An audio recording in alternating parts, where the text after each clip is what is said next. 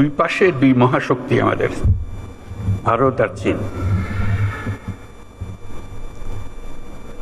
তারা দ্রুত গতিতে এগিয়ে যাবে। আমরা যেহেতু মাঝখানে আছি, আমাদেরকে ফেলে যেতে পারবে না। তাদের বাতাসে আমরা উঠতে থাকবো। সেই থেকেই আমার বদ্ধমূল ধারণা বাংলাদেশের ভবিষ্যৎ অতি চমৎকার, তার অবস্থানের কারণে। তখন দুই জায়ান্টের কথা বলেছিলাম, দুই মহাশক্তি। এখন আর দুই মহাশক্তির কথা বলি একই সঙ্গে, চার মহাশক্তি। আমাদের কি অপূর্ব সুযোগ! আমাদের সামনেই বিস্তীর্ণ মহাসাগর, আমাদের উপকূল ভূমি, সাগরের সঙ্গে আমাদের লাগোয়া উপকূল। এই একটা মস্ত বড় সুযোগ। পৃথিবীর দরজা আমাদের সামনে খোলা। আমরা দিন ব্যবহার করতে জানিনি। এখন যে মুহূর্তে এটার ব্যবহার শুরু করব, আমাদের অর্থনীতিকে লোহার দড়ি দিয়ে বেঁধে রাখলে ওর বাঁধে রাখতে পারবে না।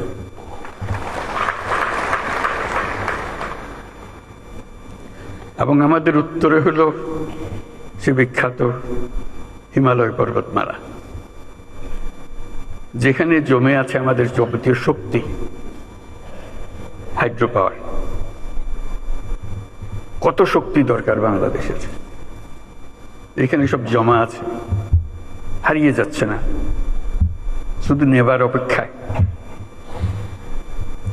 শুধু প্রতিবেশী দেশের সঙ্গে একটা সম্পর্ক করা, যাতে করে আমরা এই 40 মাইল বা যে দূরত্বটুকু দুই দেশের মধ্যে আছে, নেপাল আর বাংলাদেশের মধ্যে, ওটুকু অতিক্রম করা। আর দিচ্ছ না, ওরা এক পায়ে খাড়া।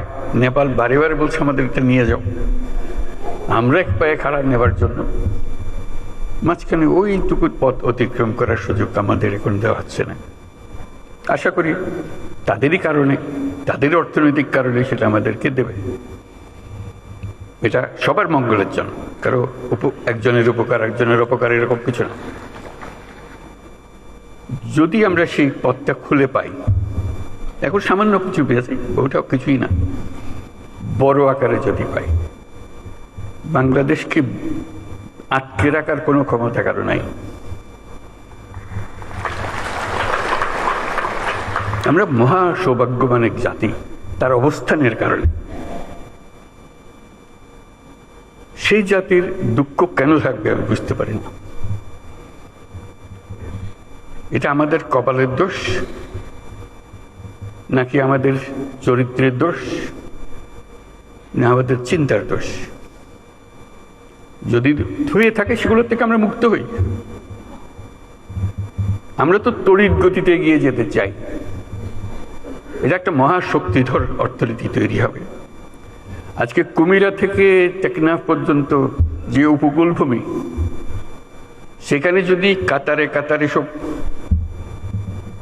নৌবন্দর স্থাপন হয়, মাতার বাড়ির গভীর সমুদ্র বন্দর পর্যন্ত যদি আমরা দুনিয়ার সব জাহাজকে আশ্রয় দিতে পারি, তাদের কাজ করার জন্য সুযোগ সুবিধা দিতে পারি,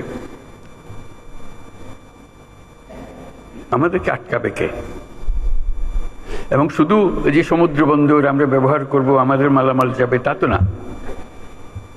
আমাদের একটা নিজস্ব অর্থনৈতিক অঞ্চল আছে, সেই অঞ্চলটাকে আমরা এখনো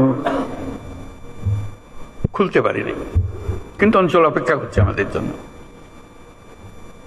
আমাদের অঞ্চল হলো, উত্তরে হলো নেপাল আমাদের অঞ্চল। নেপালের সৌভাগ্য, তারা হিমালয় পর্বতের পাদদেশে আছে। দুর্ভাগ্য হলো সমুদ্রের দেখা তাদের হয় না। তাদের সমুদ্র দেখতে হলে আমাদের মাঝখান দিয়ে দেখতে হবে, আমাদের মাধ্যমে দেখতে হবে। সে পথ আমরা করে দিই, আমরা একসঙ্গে যৌথ অর্থনীতি গড়ে তুলি। তার সমুদ্রের অভাব, আমার পর্বতের অভাব, হাইড্রো, দুই অভাব একসঙ্গে পূরণ করি দুজনে। ভুটান একই কাণ্ড, তারও সমুদ্র দর্শন হয় নাই। তাকে সমুদ্রে আসতে হলে আমার পথ দিয়ে আসতে হবে, আমরা তাকে স্বাগত জানাই। তেমনি ভারতের পূর্বাঞ্চল একই অবস্থা, নেপালের যে অবস্থা, ভুটানের যে অবস্থা, নেপাল ভারতের সেভেন সিস্টারের একই অবস্থা, তার সমুদ্র দর্শন তার হয় না, হবে না। তার সঙ্গে আমরা যোগ দিই একসঙ্গে এই অর্থনৈতিক অঞ্চল, আমাদের যে সমুদ্র বন্দর, তাদের মাল আনা নেওয়া করবে, আমাদের মাল আনা নেওয়া করবে, তাদের কাছে যাবে, তাদের অর্থনীতি আমাদের অর্থনীতি একসঙ্গে জাগবে। তারাও খুব কষ্টের অবস্থায় আছে, তারা খুব ভালো অবস্থায় নেই। তারা এই সুযোগ পেলে তারাও আনন্দিত, তাদের ব্যবসা আমাদের ব্যবসা রমরমা ব্যবসা হবে, একসঙ্গে ব্যবসা হবে। এগুলো বললাম এই জন্য আমরা ভবিষ্যৎ সম্বন্ধে অনেকে হতাশায় ভুগি। হতাশার তো কারণ নাই, এটা আনন্দের বিষয়। আমাদের যেই অবস্থান, যে সুযোগ সুবিধা, শুধু সেগুলোকে আহরণ করা, কাজে লাগানো। প্রক্রিয়া শুরু হয়েছে, এই প্রক্রিয়াকে জোরদার করা, যাতে করে আমরা এই অর্থনৈতিক অঞ্চল গড়ে তুলতে পারি। মালামাল সোজা চলে যাবে নেপালে, সোজা চলে যাবে ভুটানে, সোজা চলে যাবে সেভেন সিস্টার্সে, তাদের মালামাল আমাদের মাঝখান দিয়ে, আমাদের ব্যবসা তাদের ওখানে যাবে, তাদের ব্যবসা আমাদের এখানে আসবে। সেটাই তো হলো অর্থনীতি। কাজেই প্রাকৃতিক দিক থেকে আমরা খুবই সৌভাগ্যবান, তার চেয়েও একটা বড় সৌভাগ্যবান আমরা,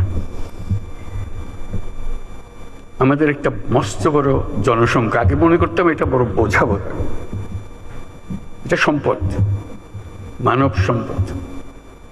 যেহেতু প্রযুক্তি আসার ফলে কোনো মানুষই আর কোনো বোঝা নয়, প্রতিটি মানুষই হলো এখন সম্পদ, উদ্ভাবনের সম্পদ, এন্টারপ্রেনিয়রশিপের সম্পদ, নতুন আবিষ্কারের সম্পদ। আমরা সেই সম্পদের সম্পদশালী।